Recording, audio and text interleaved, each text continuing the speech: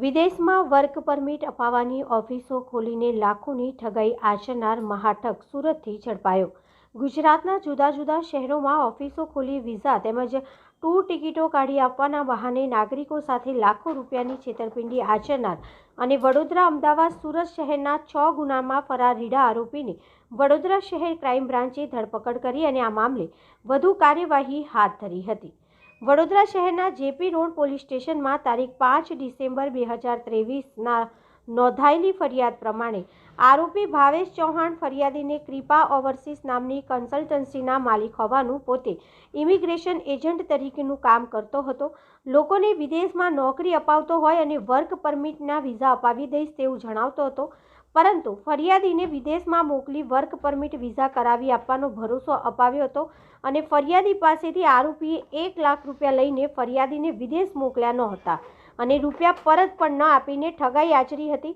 પકડાયેલા આરોપી ભાવેશ ચૌહાણ નાગરિકો પાસેથી વિઝા તેમજ ટૂર ટિકિટ, હોટેલ બુકિંગના બહાને લાખો રૂપિયા મેળવી વિઝા કે ટૂર ટિકિટ ન આપી તેમજ રૂપિયા પરત નહીં આપી ઠગાઈ કરવાની પ્રવૃત્તિ સાથે સક્રિય રીતે સંકળાયેલો હતો। આરોપી ભાવેશ ચૌહાણ અગાઉ વડોદરા, ગોધરા, ભરૂચ, દાહોદ ખાતે ઠગાઈના 5 ગુનાઓમાં પકડાયેલો છે તેમજ આરોપી હાલમાં વડોદરા શહેર ઉપરાંત સુરત, અમદાવાદ શહેરના ઠગાઈ સહિતના કુલ 6 ગુનાઓમાં સંડોવાયેલો હોવાથી પોલીસ ધરપકડ ટાળવા ફરાર થઈ નાસ્તો ફરતો હતો।